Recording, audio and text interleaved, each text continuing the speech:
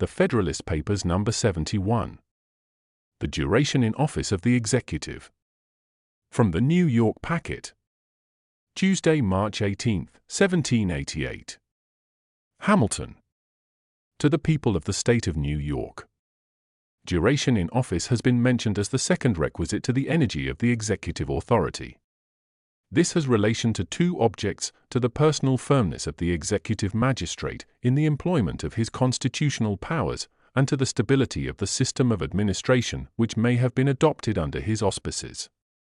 With regard to the first, it must be evident that the longer the duration in office, the greater will be the probability of obtaining so important an advantage. It is a general principle of human nature that a man will be interested in whatever he possesses, in proportion to the firmness or precariousness of the tenure by which he holds it, will be less attached to what he holds by a momentary or uncertain title, than to what he enjoys by a durable or certain title, and, of course, will be willing to risk more for the sake of the one, than for the sake of the other. This remark is not less applicable to a political privilege, or honor, or trust, than to any article of ordinary property. The inference from it is, that a man acting in the capacity of chief magistrate, under a consciousness that in a very short time he must lay down his office, will be apt to feel himself too little interested in it to hazard any material censure or perplexity from the independent exertion of his powers, or from encountering the ill humors, however transient, which may happen to prevail, either in a considerable part of the society itself, or even in a predominant faction in the legislative body. If the case should only be that he might lay it down unless continued by a new choice, and if he should be desirous of being continued, his wishes, conspiring with his fears, would tend still more powerfully to corrupt his integrity or debase his fortitude. In either case, feebleness and irresolution must be the characteristics of the station. There are some who would be inclined to regard the servile pliancy of the executive to a prevailing current, either in the community or in the legislature, as its best recommendation. But such men entertain very crude notions, as well of the purposes for which government was instituted, as of the true means by which the public happiness may be promoted. The republican principle demands that the deliberate sense of the community should govern the conduct of those to whom they entrust the management of their affairs, but it does not require an unqualified complaisance to every sudden breeze of passion, or to every transient impulse which the people may receive from the arts of men, who flatter their prejudices to betray their interests.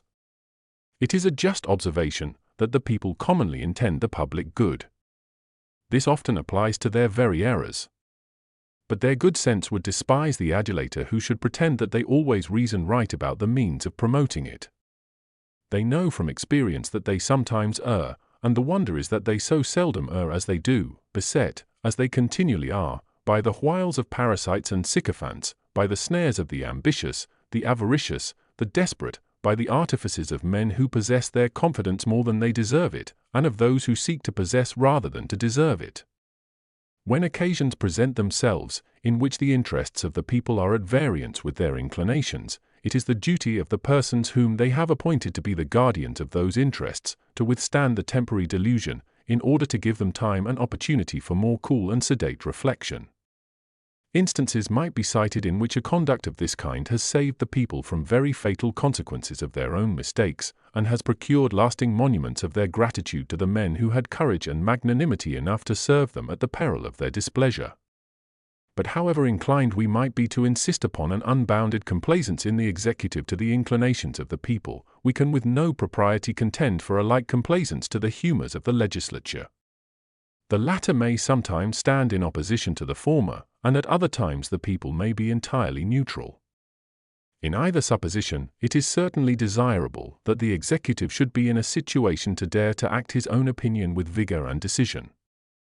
The same rule which teaches the propriety of a partition between the various branches of power, teaches us likewise that this partition ought to be so contrived as to render the one independent of the other. To what purpose separate the executive or the judiciary from the legislative, if both the executive and the judiciary are so constituted as to be at the absolute devotion of the legislative? Such a separation must be merely nominal, and incapable of producing the ends for which it was established. It is one thing to be subordinate to the laws, and another to be dependent on the legislative body.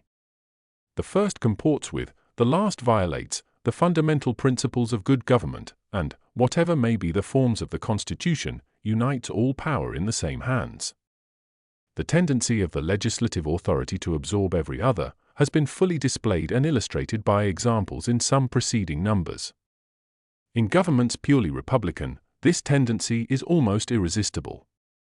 The representatives of the people, in a popular assembly, seem sometimes to fancy that they are the people themselves, and betray strong symptoms of impatience and disgust at the least sign of opposition from any other quarter, as if the exercise of its rights, by either the executive or judiciary, were a breach of their privilege and an outrage to their dignity.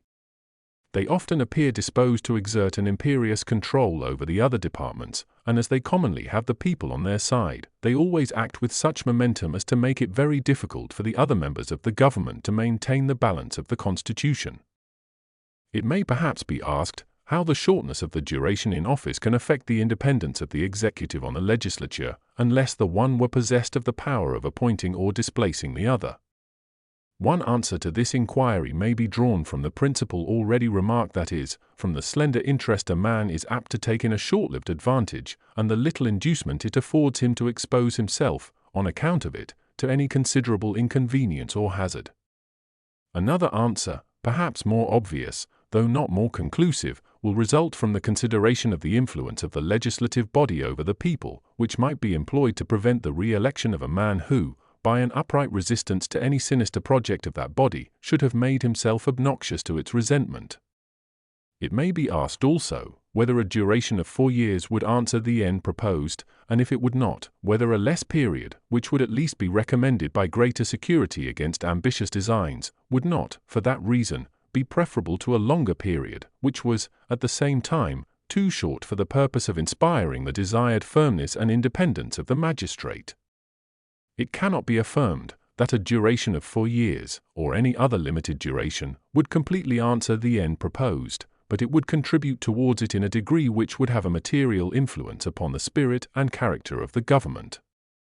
Between the commencement and termination of such a period, there would always be a considerable interval, in which the prospect of annihilation would be sufficiently remote, not to have an improper effect upon the conduct of a man endued with a tolerable portion of fortitude, and in which he might reasonably promise himself that there would be time enough before it arrived, to make the community sensible of the propriety of the measures he might incline to pursue. Though it be probable that, as he approached the moment when the public were, by a new election, to signify their sense of his conduct, his confidence, and with it his firmness, would decline, yet both the one and the other would derive support from the opportunities which his previous continuance in the station had afforded him, of establishing himself in the esteem and goodwill of his constituents. He might, then, hazard with safety, in proportion to the proofs he had given of his wisdom and integrity, and to the title he had acquired to the respect and attachment of his fellow citizens. As, on the one hand, a duration of 4 years will contribute to the firmness of the executive in a sufficient degree to render it a very valuable ingredient in the composition, so, on the other, it is not enough to justify any alarm for the public liberty. If a British House of Commons, from the most feeble beginnings, from the mere power of assenting or disagreeing to the imposition of a new tax, have, by rapid strides, reduced the prerogatives of the Crown and the privileges of the nobility within the limits they conceived to be compatible with the principles of a free government, while they raised themselves to the rank and consequence of a co-equal branch of the legislature, if they have been able, in one instance, to abolish both the royalty and the aristocracy, and to overturn all the ancient establishments, as well in the church as state, if they have been able, on a recent occasion, to make the monarch tremble at the prospect of an innovation attempted by them, what would be to be feared from an elective magistrate of 4 years' duration, with the confined authorities of a President of the United States? What, but that he might be unequal to the task which the Constitution assigns him? I shall only add, that if his duration be such as to leave a doubt of his firmness, that doubt is inconsistent with a jealousy of his encroachments. Publius.